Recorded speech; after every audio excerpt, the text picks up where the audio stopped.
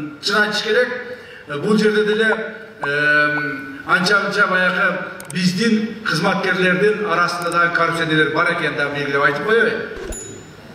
Муну ойлобогула, биздикилер бардыгы таптаса, анан бардыгын кылгандарды башкаларды. Жок, биздин арабызда дагы.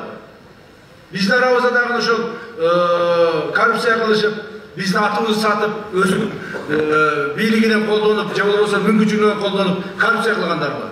Аларга дагы biz қатал шарттарды қойып, аларды да жоққа тартып атабыз. Азыр эле мына бирөө каралып атат, кече күнү эле бирөөдөн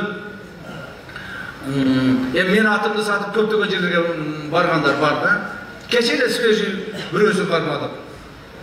Даже мен атымды сатып ушул барып, мына биз председательге апарып беришибиз керек, председательге күтүп турат, председатель үйүндө карап отурат деп ушунчалык жаман сөздөрдөн бери айтып туруп акча алгандар. Мына мен ел алдында ар дайым айтып келем. Өзүмүн кызматкерлеримди айтып келем, алдында айтып келем. Ачык айкын, урматтуу эл журт, эч кандай ошондой нерселерге ишенбегиле. Мен жанымда жүргөн адамдар эч ким эч кандай коррупцияга илешпейт. Илеше турган болсо, биз президенттин алдында жооп беребиз.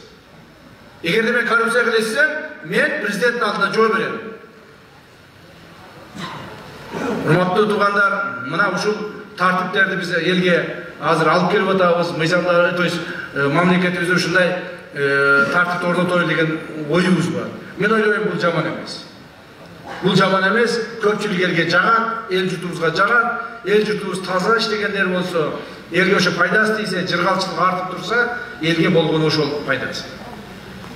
Ал эми, конечно, жакпагандар бар, ошо коррупционерлердин тууган уруктары бар, бандиттердин тууган уруктары бар. Бардыгы мындай жама көргөндөр бар. Мына мен эле өзүмдү эле ушуну жок кылып салабыз деп канчалаган аракеттер болушту.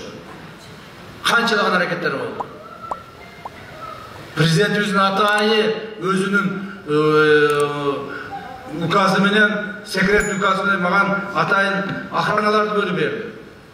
Ушуну карагыла, ушу башка болбосун депчи. Канчалаган аракеттерди кылышты. Ошондуктан биз бирок буга чыдайбыз. Чыдайбыз, аягына чыгарабыз.